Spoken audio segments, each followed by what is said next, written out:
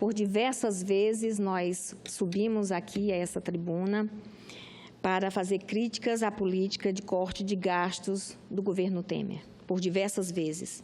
E aqui a senadora Regina, no seu pronunciamento, acabou de enfatizar a realidade dessa política de corte de gastos que está afetando profundamente os estudantes brasileiros, as famílias mais pobres do nosso país, as pessoas que precisam de uma habitação, precisam da sua casa própria.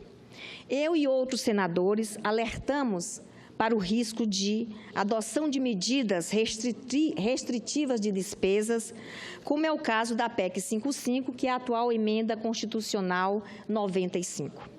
Com essa emenda, o governo abriu mão do seu papel importante como indutor da economia. Os economistas mais respeitados afirmam que, em momento de retração da economia, de diminuição dos empregos, os governos devem, sim, aumentar os seus gastos, especialmente os gastos sociais. Exatamente o contrário está sendo feito pelo governo Temer. O próprio FMI, que tantas vezes tentou impor o seu receituário liberal, já desaconselhou política desse tipo.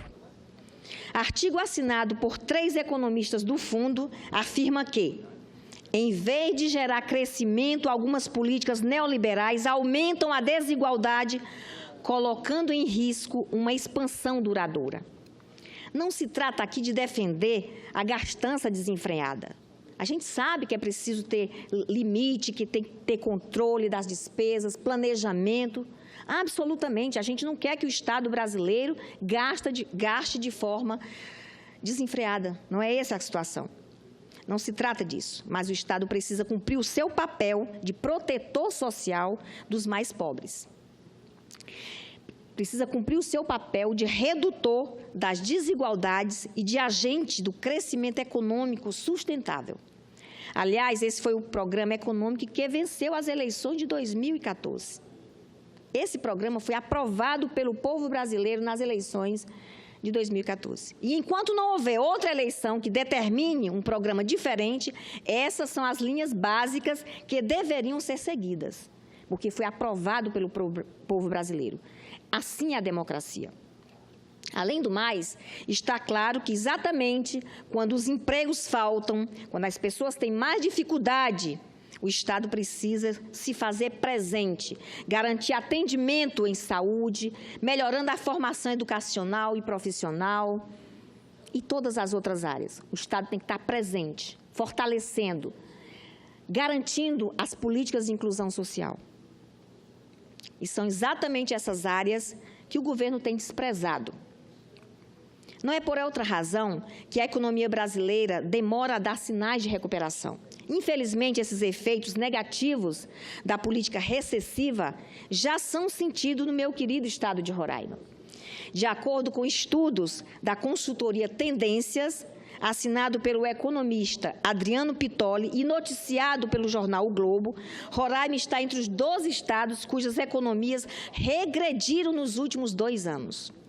A queda em nosso estado foi de 5,7%. O tombo foi tão grande que chegaram a níveis de uma década atrás. Inaceitável.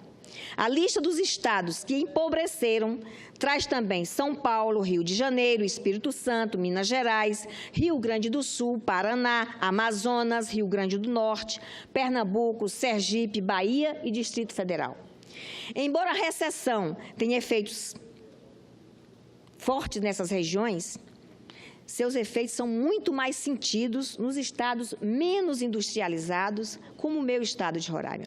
E é neles em que a recuperação, se ela vier, vai demorar mais. Dependemos muito de verbas federais. O meu estado precisa muito do apoio financeiro do governo federal. Ocorre que parte significativa dessas verbas estão atreladas à arrecadação de impostos, que têm sido fortemente impactados pela crise. O que temos, portanto, são os efeitos nefastos da política que reduzem as despesas do Estado, sem critério algum, apenas para satisfazer o desejo momentâneo de agentes do mercado. a economia brasileira é refém desse ciclo vicioso. Quanto mais se cortam os gastos sociais, mais empobrecida fica a sociedade brasileira. E assim, o governo, seguindo a velha cartilha, promove mais recessão. Precisamos interromper isso. O Estado precisa agir para diminuir os efeitos da recessão, especialmente nos estados mais pobres, como o meu estado de Roraima, como os estados da região norte do nosso país, que sofrem inúmeras dificuldades em todas as áreas. Em áreas básicas como a infraestrutura. O meu estado, por exemplo, nós ainda não temos energia elétrica segura, confiável. É o único estado da federação que ainda está isolado, que não está interligado ao sistema elétrico nacional. Isso é inaceitável. Já tivemos inúmeras audiências com o governo atual, a bancada federal de Roraima, promessas foram feitas para tomarem iniciativas, tomarem decisões no sentido de avançar para tirar os entraves da conclusão do Leão de Tucuruí. Infelizmente, isso ainda não aconteceu. Dificuldades imensas, como, por exemplo, ontem foi aprovado aqui a medida provisória que faz mudanças no ensino médio.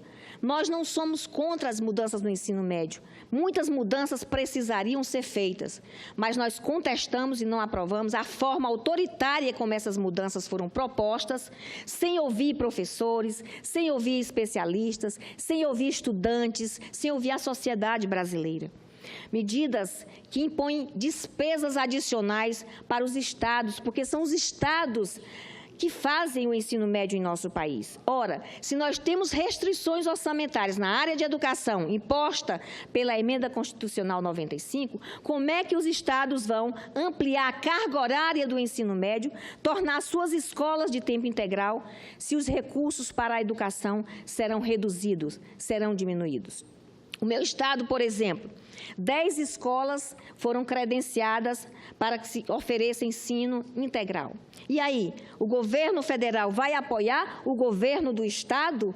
Vai colocar mais recursos para ampliar, para melhorar a estrutura dessas escolas? Nós temos lá escolas que precisam ser ampliadas, reformadas, precisam ser comprados laboratórios de informática, bibliotecas, e não tem recursos disponíveis do governo federal para ser repassado ao governo do estado, para que se possa efetivamente oferecer essa ampliação da carga horária nas escolas públicas da nossa capital, do nosso interior, em Rorainópolis, em Caracaraí e em outros municípios que terão escolas de tempo integral. Isso nos preocupa muito.